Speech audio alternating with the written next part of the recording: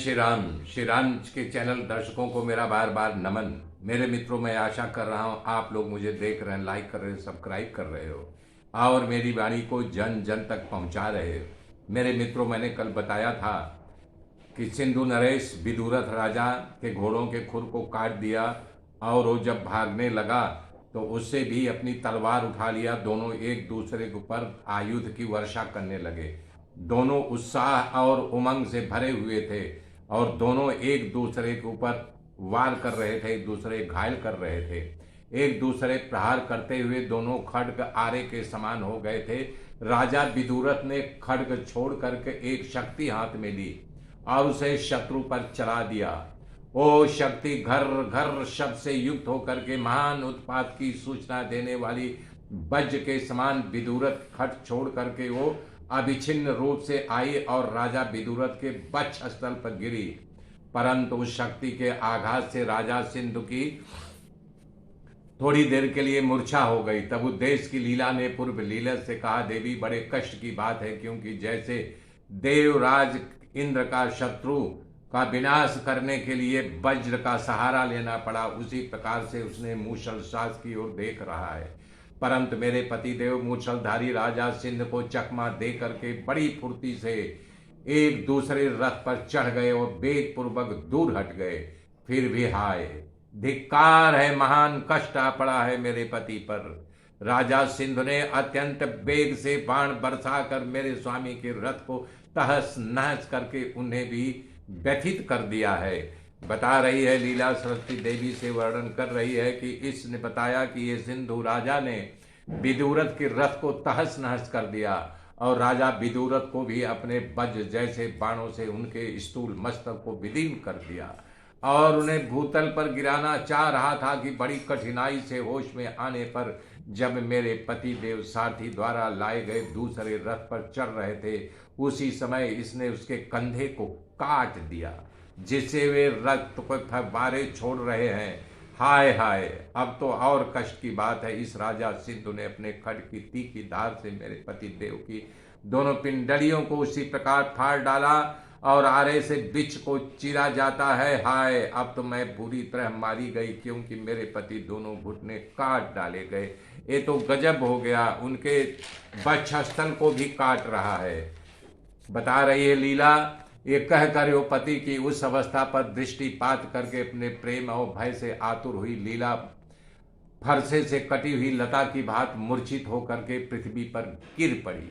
विदुरथ यद्यपि जान रहित हो गए थे, तथापि वो शत्रु पर प्रहार करने ही वाले थे। तभी उसी अवस्था में जड़ से कटे हुए वृक्ष की तरह रथ से नीचे गिरना चाह रहे थे।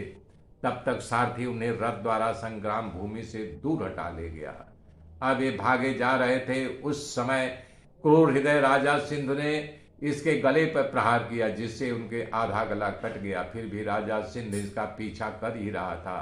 तब तक राजा विदुरथ जैसे सूर्य की किरणें कमल कोश में घुस जाती है, उसी तरह रथ द्वारा भाग करके विदुरथ अपने महल में जा पहुंचा।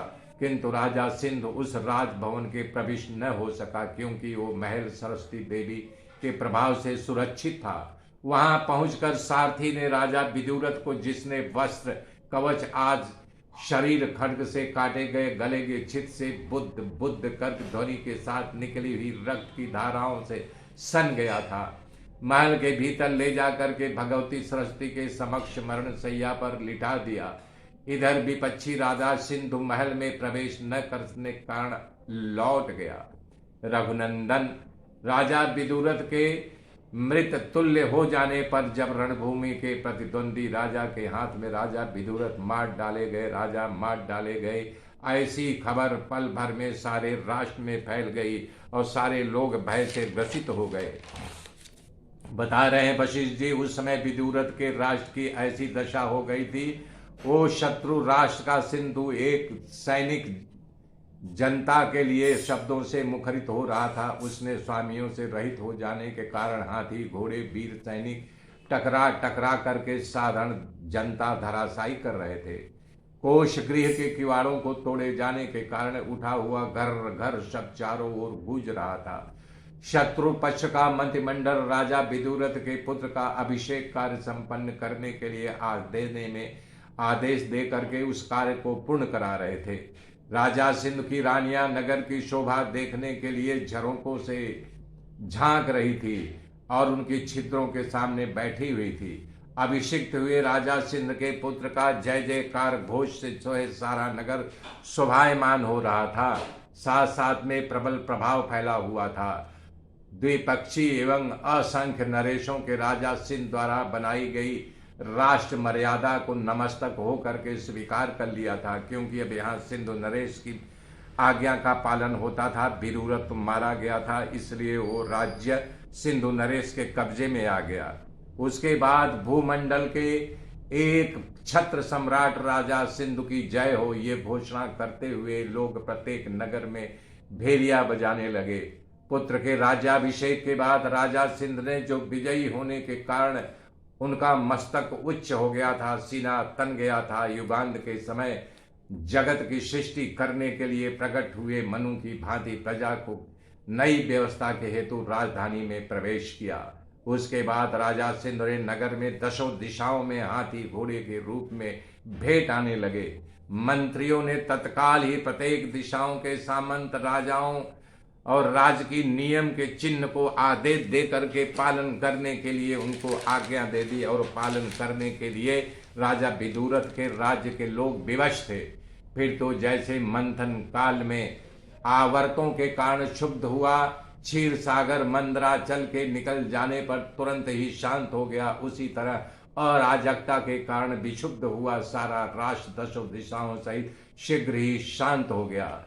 श्री वशिष्ठ जी कहते हैं, श्री राम इस बीच में मूर्छित हुए उसे सिंधु नरेश को, यानी कि स्वामी को, जिनका श्वास मात्र ही अवशेष था, उसे देख करके लीला ने सरस्वती देवी से कहा, अंबिके, ये मेरे पति देव अब यहाँ अपनी देह का उत्सर्ग करने के लिए उद्धत हैं। तब श्री सरस्वती देवी ने कहा, लीले, इस महान उद्योग से परिपूर्ण राष्ट्र की विपल्लवकारी और परम विचित्र व्यवस्थाओं से युक्त इस संग्राम के आरंभ होने और चलने समाप्त होने तक हम यहाँ देखते रहे। आगे की गाथा कल जोड़ूंगा। तब तक के लिए जय श्री राम, जय श्री राम, जय श्री राम।